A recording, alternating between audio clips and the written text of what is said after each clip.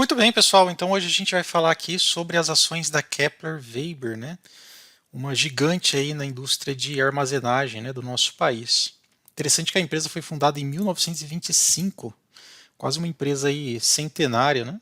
Olha só que interessante. É uma ação que tem chamado bastante atenção, especialmente aí nos últimos dias, né? A empresa conseguiu ter uma boa lucratividade. A gente pode observar aqui pelo gráfico das ações, né? Nos últimos 5 dias registrou um aumento de aproximadamente 4%. E nos últimos meses aqui, olha, por exemplo, pegando no mês, em um mês, nos últimos 30 dias, aproximadamente 5%. No ano ela não vai tão bem, ela caiu aproximadamente 10%, mas tudo indica aqui que ela está tendo uma boa recuperação. Vamos entender um pouco mais sobre esse ativo e falar um pouco mais sobre essa empresa? Vamos lá. Não gosto muito de enrolar.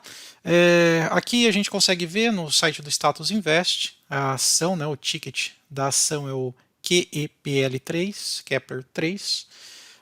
Valorização nos últimos 12 meses 25,11%. Recentemente a ação passou por um desdobramento, né?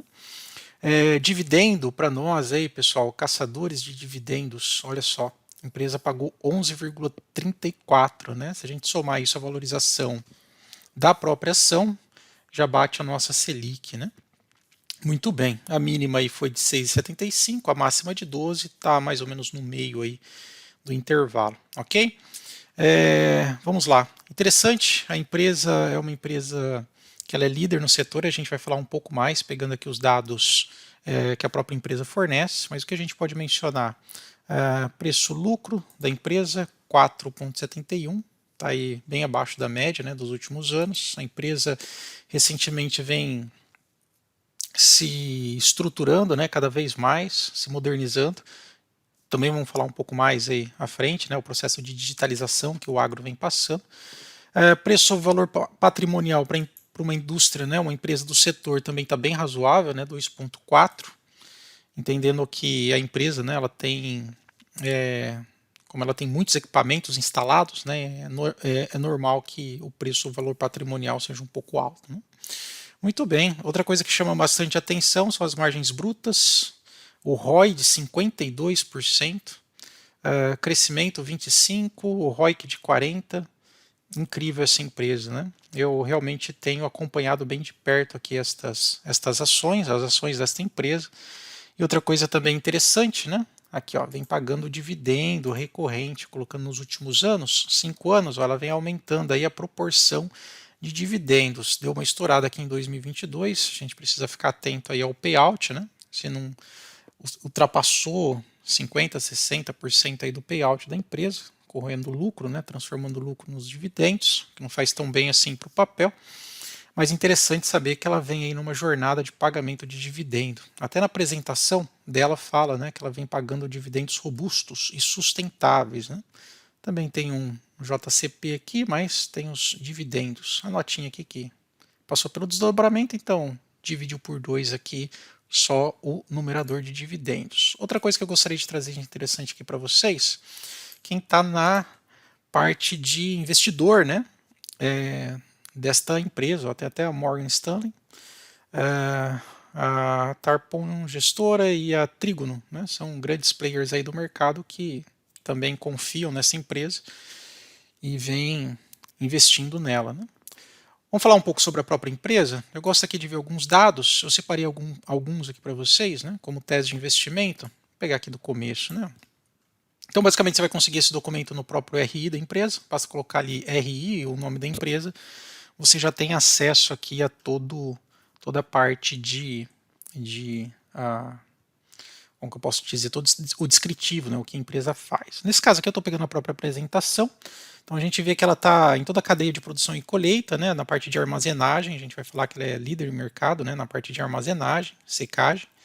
Então, parte na fazenda, também das cooperativas. Interessante, não sabia. Parte logística, exportação, transformação aqui para rações, etanol e óleo. A gente sabe que essa é uma área que vai crescer bastante, né? Especialmente aqui etanol e óleos, né?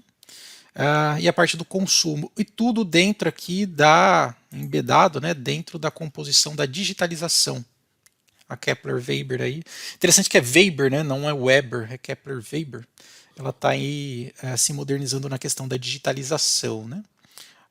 Um pouco das teses de investimento, até fala sobre a questão do déficit de armazenagem, isso a gente vai considerar aqui um pouco mais para frente. Então vamos lá. Olha que interessante, ó. A empresa Kepler, ela está visando muito o mercado asiático. Ela traz um dado interessante, fala que os próximos 100 bebês, onde vai nascer? Mais de 50% vai nascer ali na Ásia. Então, nasce mais bebês, tem um maior aumento populacional, você tem uma maior demanda por alimentos, obviamente. Pergunta é, onde esse povo todo vai estocar esse alimento? É aí que vem a tese da Kepler-Weber, né? Ou seja, você precisa de silos, de locais para armazenar, secar, transportar todos esses grãos, esses alimentos, né? A gente até consegue ver aqui, olha, a evolução da China, o principal mercado, né? Como que está tendo um déficit da parte de grãos, né? Olha lá, cada vez mais o pessoal vai precisar de locais para poder colocar tudo isso. E ela se posiciona muito bem, ó. Aqui em cada mercado, né? Então soja, milho, café, qual que é a participação da Kepler diante de cada uma dessas vertentes, né? Então, por exemplo, a participação da Kepler na questão de produção de soja, né, com os silos delas aqui, né? Talvez você já tenha visto, vai viajar na estrada, você vê uns silos desses aqui com Kepler-Weber, o nome, né? Então, ela tem em primeiro lugar, parte de exportação também, milho terceiro, café primeiro, açúcar primeiro, etanol segundo, suco de laranja primeiro, algodão terceiro, enfim. Pessoal, é uma empresa muito bem consolidada, é uma gigante nacional do nosso mercado aqui. Imagina, os caras são quase centenários e a gente sabe que o Brasil, um grande motor aqui é a própria indústria agro, né? Então os caras aqui estão realmente arrebentando.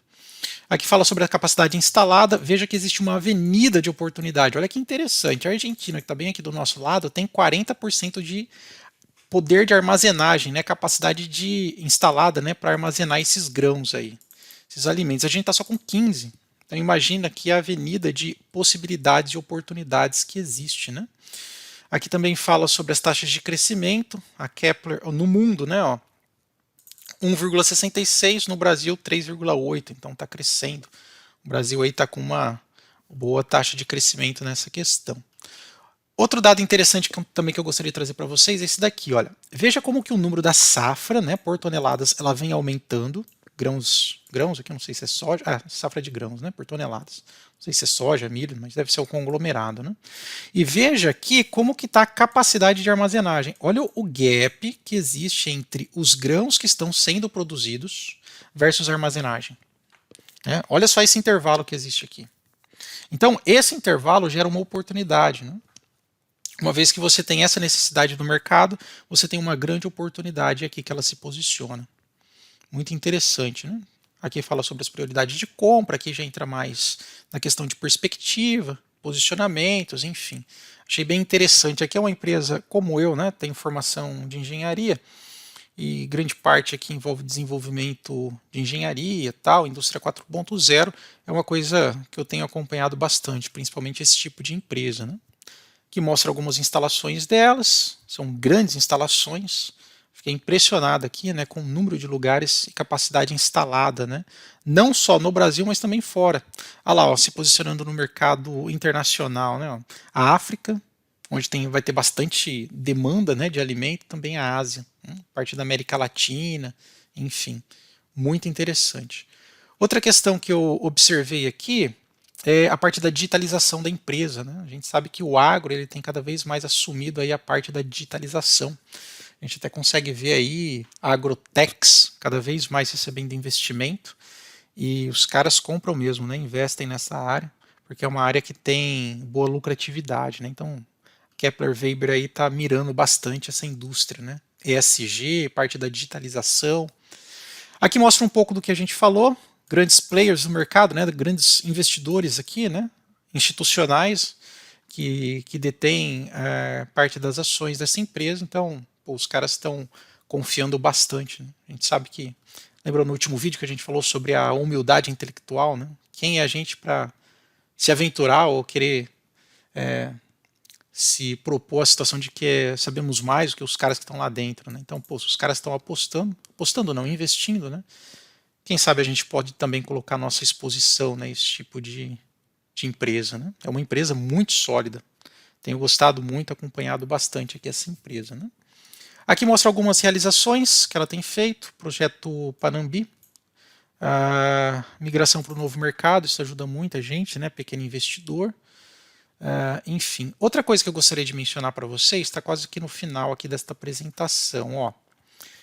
Primeiro, aqui fala sobre a situação atual, então ela tem entre 25% a 30% do market share na América Latina e o que ela quer fazer até 2025, ela quer aumentar a presença internacional. Hoje ela tem 7 centros de distribuição em 21 estados, ela quer partir, né, para os 27 estados. Fala mais aqui das distribuição de colheita, o pipeline está entre 75% e 80%, vou aumentar para 100%. Venda no e-commerce, ela também quer aumentar, interessante, né, empresa aí vem desta parte agro para o e-commerce. E outra coisa também que eu gostaria só para finalizar, olha, é isso daqui, nós aqui caçadores de dividendos, né, que parte do princípio de que as empresas ou projetos que nós investimos, né, nós não investimos simplesmente na bolsa, mas nós investimos em projetos, em boas empresas. Aqui, olha, ela vem até falando, ó, fluxo robusto de dividendos. Então a empresa nos últimos anos passou a distribuir bons dividendos de uma forma saudável. A gente precisa entender um pouco melhor o que aconteceu aqui em 2021, né? Teve um payout atípico, 243%, mas ela vem mantendo uma boa margem de distribuição, né? Bem robusta aí de dividendos. Tá bom, pessoal? Para finalizar, eu gosto de fazer isso daqui, olha, Kepler, aí eu coloco 2 pontos Glassdoor, saber o que os funcionários dizem da empresa. Então, olha lá, na taxa de... Aqui, ó, na parte de trabalho, né, ó, eles estão dizendo 4,1 de 5. Na parte, acho que aqui de benefícios, enfim, salários, 3,5 de 5. Né? Então, a empresa, assim, ela até é bem avaliada na questão de como os funcionários avaliam a própria empresa que trabalha. E por último, Google Trends, ver como é que está aí as tendências, né, do papel. Então, por exemplo, Kepler 3, pegar aqui na visão de assunto. Gosto sempre de comparar com algumas outras empresas do setor. Então, por exemplo, aqui é só para a gente saber a tendência de palavras, né? Pegar nos últimos 90 dias, se ela tem ou não chamado a atenção. Olha lá, teve até alguns picos, né? 100%. Então a empresa, assim, ela não é uma desconhecida. De repente o mercado acaba se antecipando, né? Vê que a empresa é um excelente papel, um excelente projeto. Vou comparar aqui, por exemplo, com o Klabin.